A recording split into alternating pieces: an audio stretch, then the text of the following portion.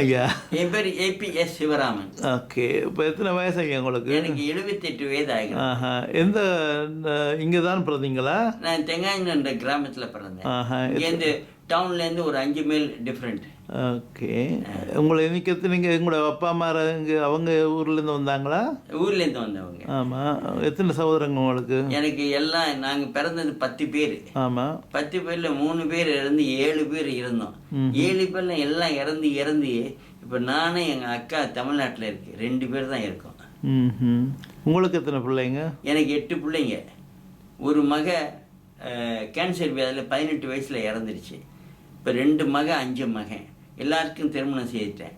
எனக்கு 20 பேரம்பேத்திகள் இருக்காங்க. எனக்கு மாதம் 2 லட்ச ரூபாய்க்கு மேலே கொடுக்குறானுங்க பிள்ளைங்க. 3 லட்சம் கேட்டாலும் கொடுப்பானுங்க. நான் என்ன செய்யறது? எனக்கு எந்த செலவும் இல்லை. ஏழைகளுக்கு துன்பப்படுறவர்களுக்கு சேவை செய்யறது. 6 மூட்டை சோளம் வாங்குறேன் பொறாவுக்கு. தினைக்கும் 6 வீசை போடுறேன். குருவிக்கு 3 மூட்டை குருணை. ஒரு நாளைக்கு 6 6 12 16 கோவலை போடுறோம் குருவிகளுக்கு 2 டைம். இதுதான் அதுங்க சாப்பிட்றத பார்த்து எனக்கு பெரிய மகிழ்ச்சி. என் மூலியமா இறைவன் அதை செய்கிறாரு, நான் செய்யலை. என்னில் ஒருவன் அவன் தான் இறைவன். நான் சொல்லும் வார்த்தையெல்லாம் அந்த நாயகன் சொல் வார்த்தை, நான் சொல்லும் வார்த்தை என்று. நீங்கள் எந்த ஆண்டு பிறந்தீங்க? எந்த ஆண்டு? 1934 ஆண்டு பிப்ரவரி மாதம் 7ஆம் தேதி. 6 அடிச்சு மாலை 6 அடிச்சு 10 நிமிஷம். 6 அடிச்சு 10 நிமிஷமா? ஓகே. எத்தனாவது பிள்ளை நீங்கள்? நான் 7வது மகன். 7வது மகனா? அப்பா என்ன தொழில் செய்தார்? அப்பா போஸ்ட்மேன். போஸ்ட்மேனாக இருந்தாரா? அம்மா வீட்டில் இருந்தாங்களா? ஓகே. அப்போ அவங்க தான் முன்னுக்கு இந்தியாவிலேருந்து வந்தாங்களா? அப்பா என்னென்ன வந்தாங்க இங்கே? என்ன மாதிரி வந்தாங்க அவங்க? அந்த காலத்தில் இங்கே விவசாய மக்களாக வந்தவங்க ரொம்ப பேர். விவசாயமாக? ஓகே. இங்கே பர்மா இருக்கு. எங்கள் அப்பா விட்டு நிலம் பழம்லாம் இருக்கு சிறுவனூரில். மதுரைக்கு அங்கிட்டு சிறுவனூர் இருக்கு. நான் 2 தடவை போயிட்டு வந்தேன் ஊருக்கு. நான் போய் கேட்கல, யாராவது தின்னுட்டு போட்டோம். கிரேட் அலெக்சாண்டர்னு வெறும் அலெக்சாண்டர் ஊரை பிடிச்சிக்கிட்டே போவாராம். அப்போ ஒருத்தர் சொன்னாராம், இப்படி ஊரெல்லாம் ஒருத்தர் கொண்டுட்டு ஊரை பிடிக்கிறியப்பா, நீ என்னப்பா கொண்டு போறேன்னு கேட்டாராம். அவனுக்கு புத்தி வந்துருச்சா? ஆஹா, நான் ஒன்றுமே கொண்டு போக முடியாது, படையெல்லாம் வாபஸ் பண்ணிட்டான். நேராக அவங்களுடைய மினிஸ்டர்லாம் உட்கார வச்சு, நான் இறந்துட்டா கையை 2 அந்த பெட்டிக்கு வெளியில் போட்டு. அப்போ அவங்களுடைய மினிஸ்டர்லாம் கேட்டாங்களே, ஏன் நீ வெளியே கை வைக்க சொல்ற? நான் வெறும் காலி கையோட தான் போகிறேன், நான் ஒன்றும் கொண்டுட்டு வந்ததுன்னா கொண்டுட்டு போக முடியாதுன்னு சொன்னேன். அப்போ சாதாரண அலெக்சாண்டர் கிரேட் அலெக்சாண்டராக மாறினார் இல்லையா? உலக சரித்திரத்தில் இப்படிலாம் இருக்கு. மூட பழக்கங்களை நான் ஒரு காலம் நான் ரொம்ப இது ஊறி போய் கிடந்தேன் மதத்தில். 1980. அப்போ ஒரு பாடல், மருதமலைக்கு நீங்கள் வந்து பாருங்க, சிவன் மகனோடு மனம் விட்டு பேசி பாருங்க, தீராத வினையெல்லாம் தீர்ந்து போகுங்க, சத்தியம்மா சொல்லுறேன், தீராத வினையெல்லாம் தீர்ந்து போகுங்க, அப்படி தீராவிட்டா என்ன கேளுங்கன்னு படித்தான். அதோட இதுவரையிலும் இருந்தது எங்கள் முருகனுக்கு 6 படை, மருதமலை கோயில் 7 படைன்னு படிச்சுட்டான். நான் இங்கேருந்து போய் 6 படையும் பார்த்து 7 படையும் பார்த்து சுற்றிட்டு திருப்பதி போய் ராமேஸ்வரம் போய் திருப்பதி மூட்டை போட்டு என்னமோ சாமி சாமி சாமின்னு சுற்றுறேன்யா. காசு செலவு பண்ணி டே அண்ட் நைட் 2 நாள் 3 நாள்லாம் தூக்கங்க கஷ்டம் நான் வீட்டில் படுத்துடுவேன். அப்புறம் ஒரு கப்பவேன். அவ்வளோ சுற்றி சாமி கும்பிட்டவன் திருப்பி நான் பர்மாவுக்கு வந்துட்டேன். யோசனை பண்ணேன், வியாபாரம் எல்லாம் நஷ்டம், தொட்டதெல்லாம் நஷ்டம். அப்போ இந்த ஜோசியன்னு சொல்கிறாங்களே திட்டுப்பில்லுங்க, மோட்ரு கெட்டு போச்சுன்னா ஒர்க் ஷாப் போவோம். இவனை கொஞ்சோண்டு இடிச்சிச்சுன்னா மிதிச்சிச்சுனாலும் போய் ஜோசியன்ட்டு நிற்பான். அவன் மூஞ்சியை பார்த்தே போய் சொல்லுவான். அவன் மூஞ்சி மலருதா அதே லைனில் ஓட்டுவான், இல்லாட்டா கீழே இன்னும் பக்கம் திருப்புவான். அவன் இப்படியே போய் சொல்லுவான். அப்போ நான் எல்லா ஜோசிக்கிட்டும் போகிறது உங்கள் கேது இங்கே இருக்குது, ராகு அங்கே இருக்குது, சனி இங்கே இருக்குது, வியாழன் இங்கே இருக்குது, புதன் மாறுற உங்களுக்கு அடிக்க போகுதுன்னுவான். 2 மாதம் பொறுத்துக்குங்கன்னுவான். வருஷத்தில் 12 மாதம் இருக்கியா? 5 வருஷம் 2 மாதம் நான் பட்டேன்யா. நீங்கள் நம்புங்க நான் சொல்கிறது. 5 வருஷம் 2 மாதம் பெரிய நஷ்டம். அப்போ இத்தனை கோயில் போய் இத்தனை சாமி கும்பிட்டாலும் ஒன்றும் இல்லை, தூக்கி போட்டேன். தன்னைத்தான் காப்பாற்றிக்க தெரிஞ்ச மனுஷன் தன்னைத்தான் காப்பாற்றிக்க தெரியாத உருவத்துக்கிட்ட தன்னைத்தான் காப்பாற்றிக்க தெரியாத உயிரை பலியிடுறது என்ன நாயன்னு கேட்குறாரு.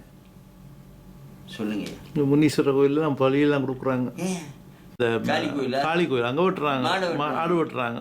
எவ்வளோ தப்புயா! இன்னைக்கு இவன் அறுத்து வெட்டி விட்டாயா, மறுஜென்மத்தில் ஒன்று இருந்தால் அது மனசனா பிறகு இவனை வெட்டும். அப்போ ஆடு மாடு கோழி வாத்து மனுஷன், ஆடு மாடு கோழி வாத்து மனுஷன் இந்த மாட்டு வண்டி சக்கரம் மாதிரி பிறந்துக்கிட்டே இருக்கணும். இதில் விடுபடன்னா கொல்லக்கூடாது. இறைவனுக்கு பிடிச்சது சூடமோ சாம்பிராணியோ வாழைப்பழமோ தேங்காயும் இல்லை. இறைவனுக்கு பிடிச்ச வழி, ஒரே வழி, நேர் வழி, நல்ல வழி. என்ன வழி? கொல்லக்கூடாது, கொண்டதை திங்கக்கூடாது.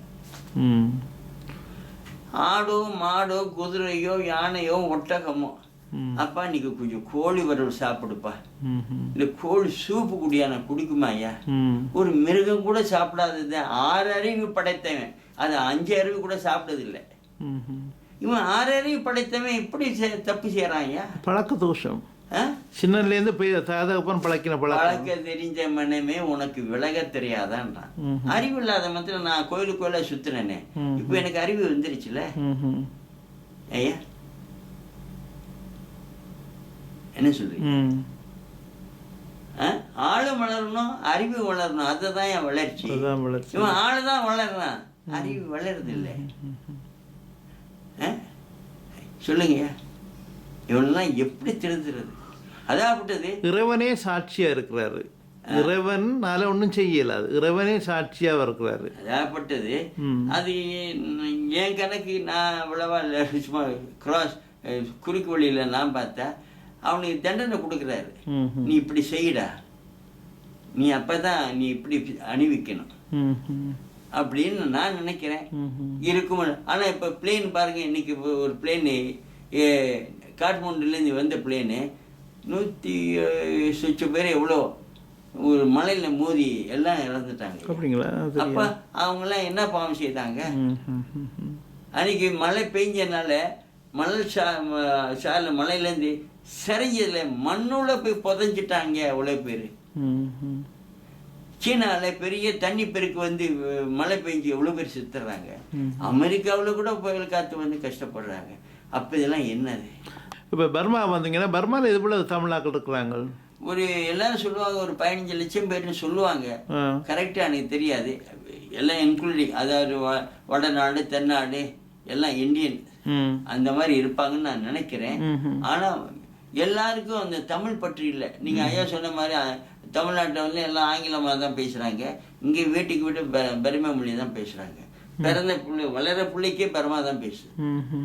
இன்னும் ஒரு 10-20 வருஷம் நாங்களாம் இறப்புக்கு பின்ன இங்கே தமிழ் மொழி கேள்விக்குறியாக தான் இருக்கும். தமிழ் பள்ளிக்கூடம் வச்சு அனுப்புறான்னு பிள்ளைகளை அனுப்புறாங்க இல்லைங்க. தமிழ் படிச்சா என்ன ஆக போகுதுன்றாங்க. ஸ்கூல் போயிட்டு வந்தாக்கா அவன் டியூஷன் காசு கொடுத்து நாங்க படிக்க வைக்கிறோம், அவங்களுக்கு ஹோம் ஒர்க் செய்யணும். இது தமிழ் படிச்சா என்ன வருதுன்னு சொல்றாங்க ஐயா. சொல்லுங்க. தமிழ்நாட்டிலே தமிழ் வளருது இல்லை, இங்கே நாட்டில் வளர்றது எவ்வளோ கஷ்டப்படுறோம். நாங்கள் ஆஸ்திரேலியாவில் செய்கிறோம். அப்படி அனுப்புகிற வசதிக்கு சும்மா ஃப்ரீயாக அங்கே ஃப்ரீயாக கொடுத்தாலும் வர்றாங்கல்ல, பிள்ளைங்களை அனுப்ப விருப்பம் இல்லை. மலேசியாவில் நல்ல ஆதரவு கொடுக்குறாங்க தமிழுக்கு. 500 பள்ளிக்கூடம் இருக்கிறதாக அரசாங்கமாக மானியம் கொடுக்கறதாக நான் கேள்விப்பட்டிருக்கேன். ஆனால் தமிழ் பத்திரிக்கை இருக்குது, தமிழ் நூல் புஸ்தகம் இருக்குது, வார பத்திரிக்கை இருக்குது, ரொம்ப முன்னேற்றியா. மலேசியாவில் ஏழைகளே இல்லை எனக்கு தெரிஞ்ச மட்டும். சிங்கப்பூரில் பரவாயில்ல, ஏன்னா தமிழுக்கு ஒரு அரசாங்க மொழி என்றபடியே தமிழுக்கு ரொம்ப மரியாதை கொடுத்து செய்கிறாங்க. இதெல்லாம் கஷ்டம். ஆனால் ஸ்டேஷனில் எல்லாம் தமிழ் மொழியில் ஆனால் அனௌன்ஸ் பண்ணுறாங்க, தமிழில் எல்லாம் செய்கிறாங்க. எந்த ஸ்டேஷன் வருதுன்னு சொல்கிறாங்க.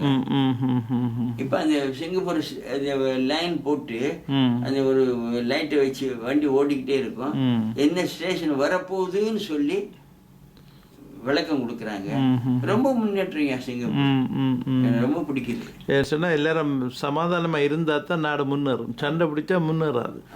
கொஞ்சம் முன்னோக்க மற்ற நாட்டில் நடக்குன்னு பார்த்து பிரச்சனைகளை பார்த்து வராமல் காப்பாற்றுறாங்க, வரமுன் காப்புறாங்க. அதான் வரமுன் காப்போம்.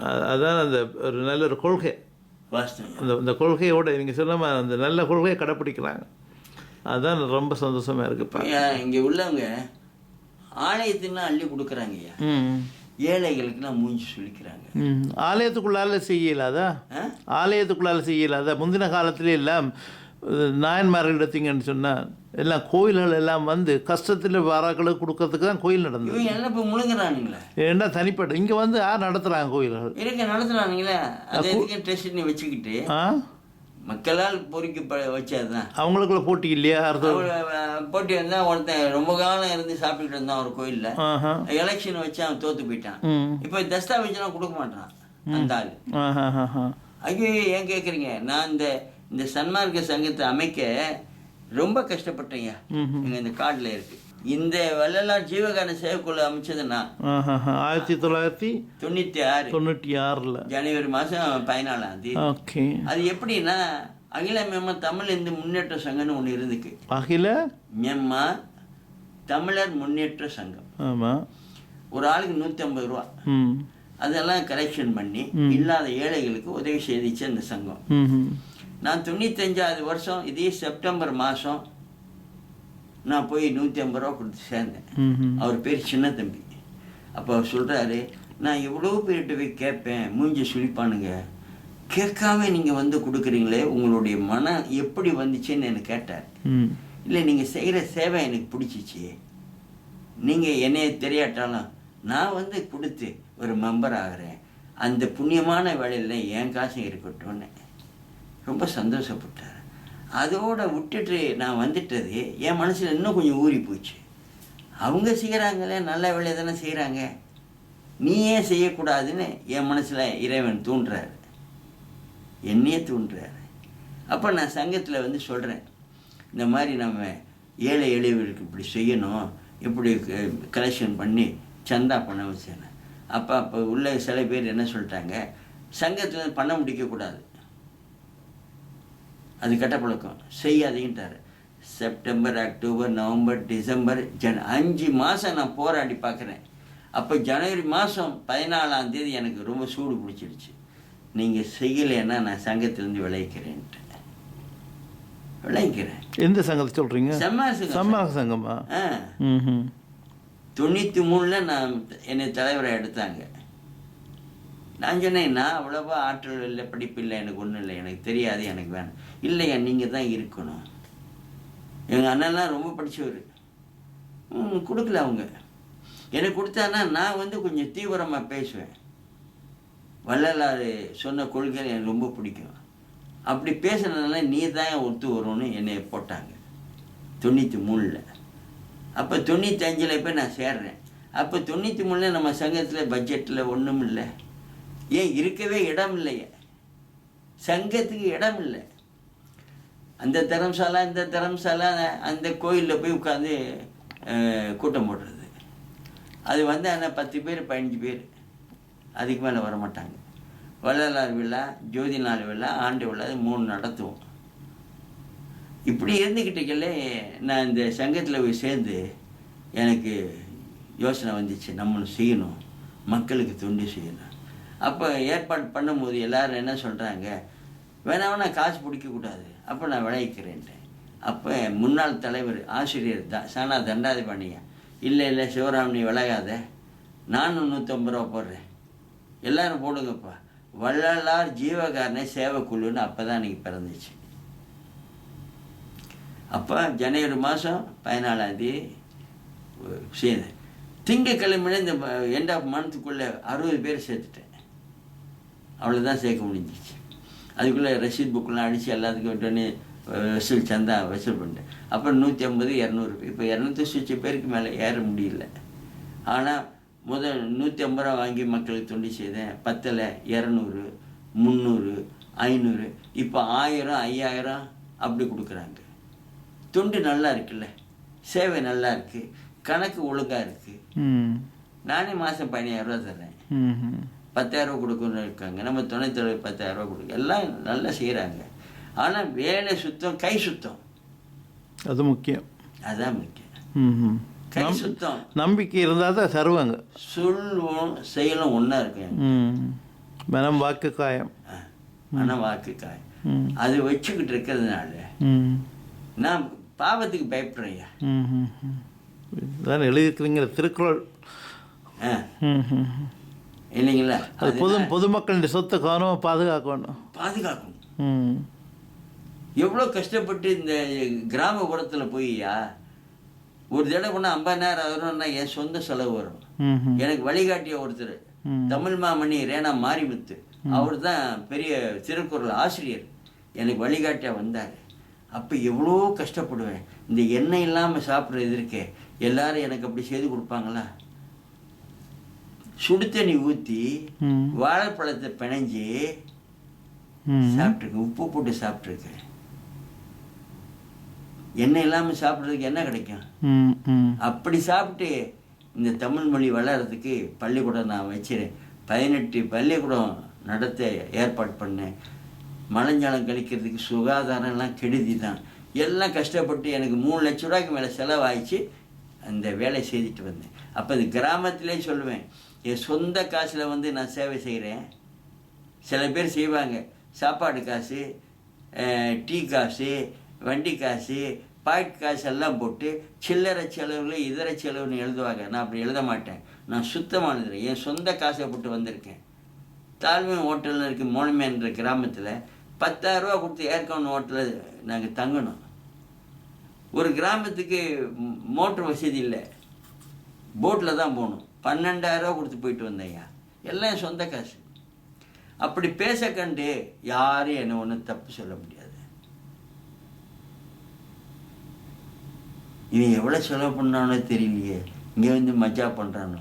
என் சொந்த ஓப்பனாக அந்த கிராமத்திலே கத்தி பேசிட்டு வருவேன். சொல்லுவாங்க, இறைக்கிற கிணறு ஊரும் அறியாத கிணறு நாரும். பாக்கெட்டில் கிணறு இருந்தால் தான் வழியில் பாக்கெட் மார்க்கு பயம் இருக்குது. மடியில் கிணறுலாம் வழியில் பயம் இருக்குயா. நான் சுத்தமாக இருக்கிறேன். இப்போவும் நான் என்ன வேண்டிக்கிட்டு இருக்கேன், நாளைக்கு 24 ஹவர்ஸ் என்னை சுகமாக போய் நான் சேவை செய்கிறேன். காலைல 4 அடிச்சு 40 நிமிஷத்துக்குலாம் அலாரம் வச்சு எந்திரிச்சு, ரொம்ப கஷ்டமாக இருக்கும் எந்திரிக்க. டேய் எந்திரி, நீ வேயல் புறா எந்திரிக்கும்னு குருவி வச்சிருவேன். அப்புறம் 45 நிமிஷம் நடப்பேன். அப்புறம் தேக பயிற்சி ஒரு 15 நிமிஷம் செய்வேன். வீட்டில் வந்து தண்ணி குடிப்பேன். அப்புறம் பாத்ரூம் போயிட்டு அப்புறம் புறாவுக்கு சோளம் எடுத்து போவேன். அந்த புறா என்னை பார்த்து பைலட் மாதிரி அப்படி வந்து இறங்கிடுங்க. குருவிலாம் அப்படி தான். காக்கா என்னை விரட்டி வரும். என்ன காக்காக்கு இந்த குருனை இப்படி போட்டால் திங்காது, அப்படி கும்மலாக வச்சா வாயை இப்படி வச்சு சாப்பிடுது. இது எவ்வளோ பெரிய ஆனந்தமான வேலையா. அது பராசக்தியில் சிவாஜி கணேசன் பாடின பாட்டு தான் ஞாபகம் இருக்கு. காக்கா காக்கா கா. அந்த நீங்கள் அனுபவிச்சிட்டீங்க. நான் வந்து கோயிலுக்கு போக மாட்டேன். நான் முன்னெல்லாம் போய் கெட்டு போயிட்டேன். இப்போ கோயிலுக்கு போகிறதில்ல, ஜோசியம் பார்க்கறதில்ல. என் மகனுக்கு 2005 திருமணம் செய்தேன். ஜோசியம் பார்க்கல, நாள் பார்க்கல, நட்சத்திரம் பார்க்கல, பொருத்தம் பார்க்கல, ஒன்றும் பார்க்கல. 2 பேருக்கு மெடிக்கல் செக் பண்ண நல்லா இருந்துச்சு. கல்யாணம் பண்ணி வச்சா 2 ஆம்பளை பிள்ளையோட நல்லா இருக்காங்க. இது போதாதியா? அதை வந்து எல்லாருக்கும் அமைந்திருக்கு கர்மம். நீங்கள் நல்லா இருந்தால் உங்களோட பிள்ளைங்கள்லாம் அப்படி தான் வந்து சேரும். உங்களோட நல்ல மனசுக்கு தான் ஆண்டவன் நல்ல பிள்ளைகளை கொடுத்துருக்குறாரு. என் மருமகிட்ட நான் சொல்லுவேன், எந்த நேரமாக நான் அந்த விவேக சந்தமணி பொன்மொழிகள், அப்புறம் நாலடியார் பொன்மொழிகள், சாலமன் பாப்பியா டெய்லி சொல்கிறாரு காலையில் சன் டிவியில். அதெல்லாம் கேட்டு மக்களுக்கு பிரச்சாரம் பண்ண.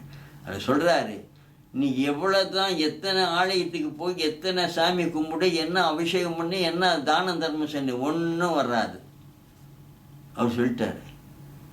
சாமி ராமகிருஷ்ண பரமாத்மா இருக்கிற மேலே நீ பெரிய ஆளு. அவருக்கே தொண்டையில் கேன்சர் வந்து தான் செத்தார். அப்போ தொண்டையில் கேன்சர் வரும்போது அவங்க சிஷ்யரெல்லாம் போய் தியானம் இருக்கிறாங்க, இறைவன்கிட்ட பிரார்த்தனை பண்ணுறாங்க. திடீர்னு வலி கொஞ்சம் குறையுது. அப்போ என்ன சொல்கிறாங்க, அவர் கூப்பிட்றாரு, எல்லா சிஷ்யெல்லாம் கூப்பிட்றாரு. என்னப்பா செய்கிறீங்க? இல்லை குருநாதர் கஷ்டப்படுறீங்களே, நாங்கள் பிரார்த்தனை செய்யாதே.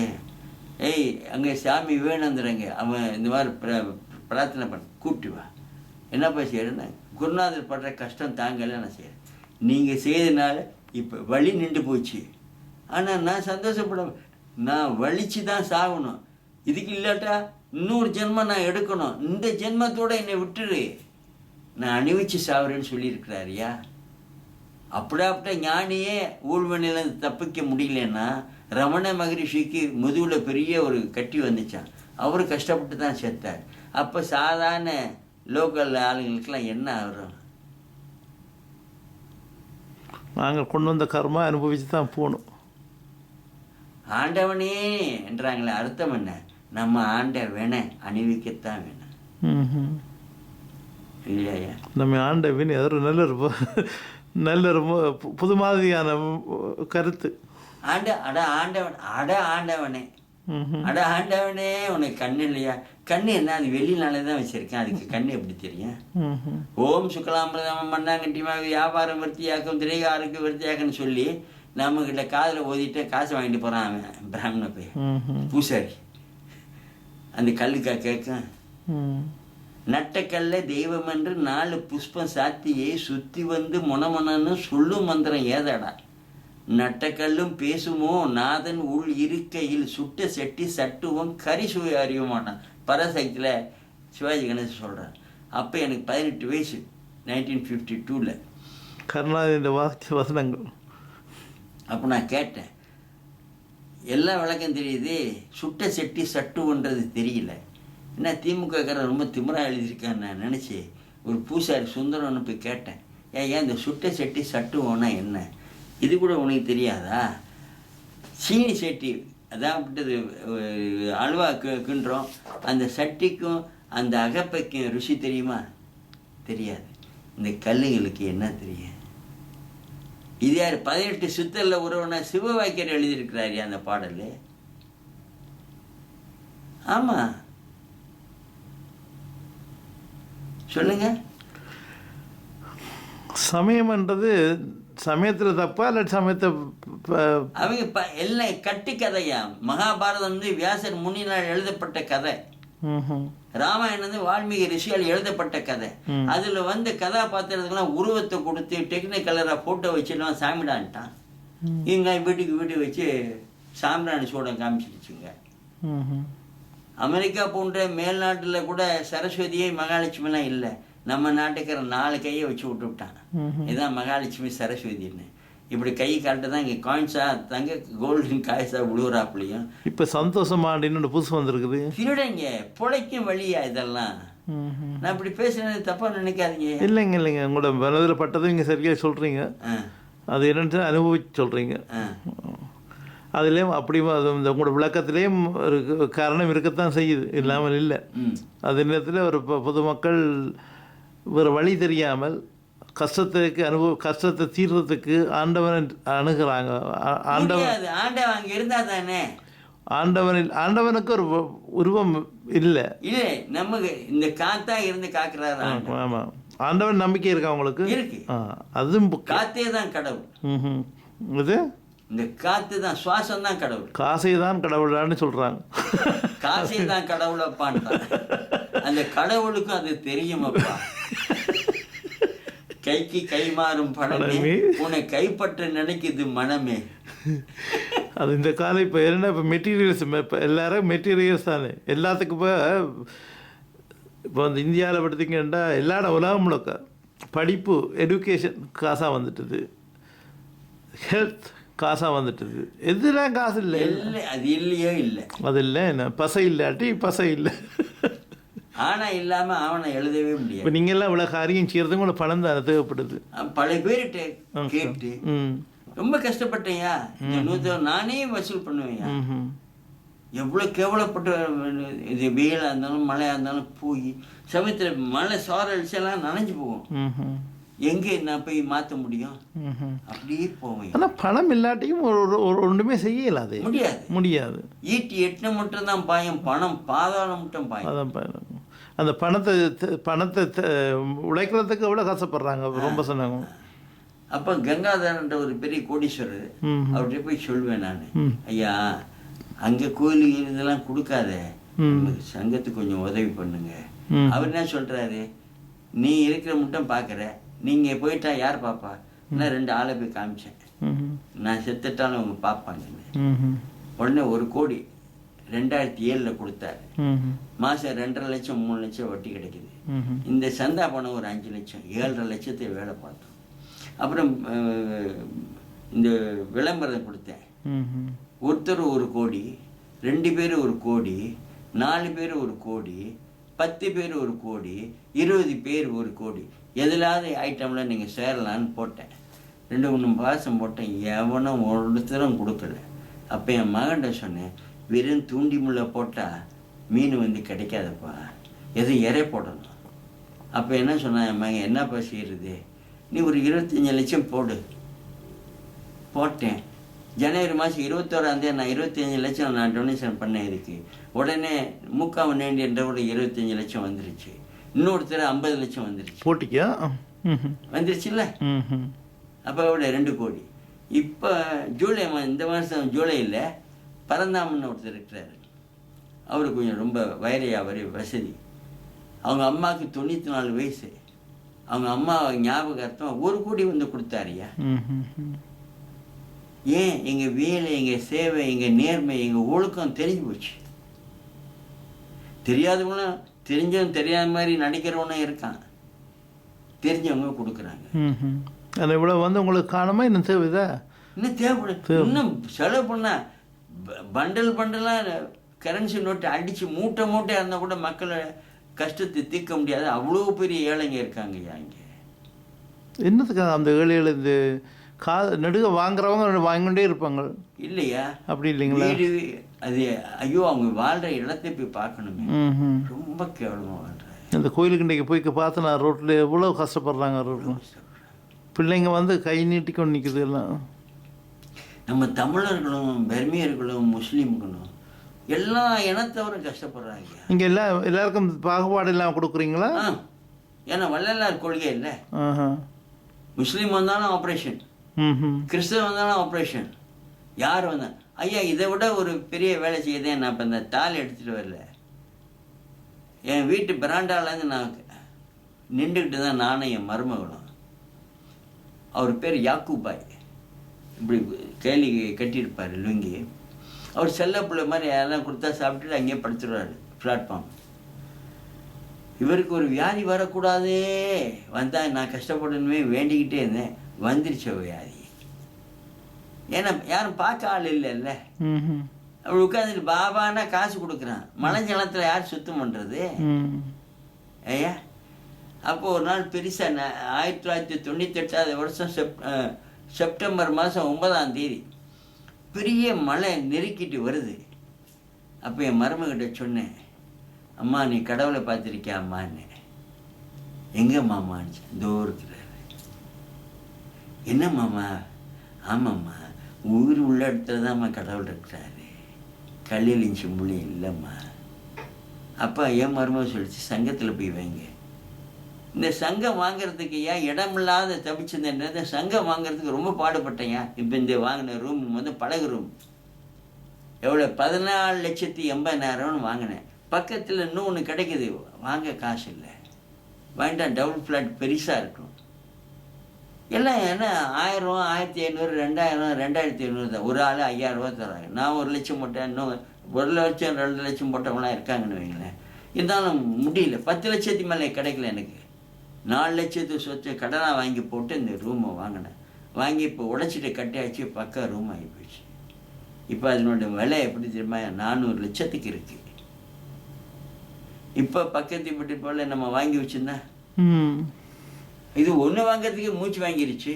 அது இருக்கிறது கையால் கை விரலுக்கு வீக்கம் தானே. அப்படி போலையா? கோழிக்குன்னா திருப்பணிலாம் அள்ளி கொடுத்துட்றாங்க. என்னமே நேராக பார்க்குறது மாதிரி தான் இல்லைங்களா? அது நல்லது கெட்டது ஒன்றும் தெரியுதில்ல, கிறுக்கங்க. நான் அப்படியே சொல்கிறது, கோவில் வாசப்படியில் இருக்கு, ஐயா தர்மம் பண்ணுங்கய்யா, கண்ணு தெரியாதவன்றான். சரியாக கூட மூஞ்சி கொடுத்து கேட்க மாட்டான், பார்க்க மாட்டான், உள்ளே போயிடுவான். அந்த சிலைக்கிட்ட இருந்துக்கிட்டு யாரு காலையும் உழுவாமல் இருக்கு, வாயிலேயே முணங்குவான், டைப் அடிப்பான், கடவுளே எனக்கு அது வேணும் இது வேணும், பிச்சை கேட்குறான்.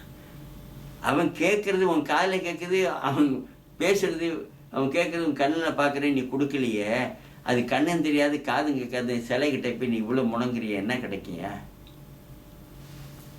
சொல்லுங்க? அறிவுன்னு ஒன்று இருக்கையா, பயன்படுத்தணும்ல. இந்த ஜோசியெல்லாம் பார்த்து பார்த்து சீனு போய் 5 வருஷம் 2 மாதம் 12 மாதம்தான் இருக்குது வருஷத்தில். எல்லா ஜோசியனும் ஏன் பொய்ன்னு ஆகிப்போச்சு. சயா சான்றான ஒருத்தர் இருக்கிறாரு, அவர்கிட்ட காலையில் 4 மணிக்கு போய் டோக்கன் எடுக்கணும். ஒரு நாளைக்கு 20 டோக்கன் தான். அவர் வந்து 125 ரூபா வாங்குவார். அப்போ என் மனைவிகிட்ட சொன்னேன், நாளைக்கு காலையில் நான் 4 மணிக்கு அங்கே போகிறேன். அப்போ என் மனைவி சொல்லிச்சு, ஏங்க போகிறீங்க, நம்ம யாரும் திருடலை, யார் காசும் அபகரிக்கலை, யாருக்கும் தொல்லை கொடுக்கல, வரும்போது வரும் என்ன, அந்த 125 என்கிட்ட கொடுத்துருங்க, நான் 2 நாள் பஜாரை வச்சுக்கிறேன், போகாதீங்கன்னுச்சு. அப்போ நான் அது தெய்வ வாக்கை எடுத்துக்கிட்டேன். அன்னையிலேருந்து ஜோசியமே பார்க்கறது இல்லையா. நான் பையை போட்டுக்கிட்டு போனால் இங்கே உள்ள பர்மியர்கள் என்ன சொல்லுங்க, நீங்கள் ஜோசியம் பார்க்குறீங்களான்னு கேட்பாங்க. அதில் அவங்களுக்கு நம்பிக்கையா? நான் சொல்லுவேன், ஜோசியத்தை பார்க்கல திருடேன்னுவேன். அவன் பொய் பேசுறான், பார்க்காதீங்க, கடவுளை நம்பி ஜோசியத்தை நம்பாதேன்னுவேன். இப்படி சொல்லுவேன் நான். எதுமோயா எனக்கு, நானும் ஒரு காலத்தில் வள்ளலார் மாதிரி ரொம்ப சமயவாதத்தில் ஈடுபட்டு இருந்தேன். எப்படி வள்ளலார் எல்லாத்தையும் தூக்கி போட்டு இதெல்லாம் குப்பைன்ட்டாரு, நானும் குப்பைன்ட்டேன். குட் பை சொல்லியாச்சு எல்லாத்துக்கும்.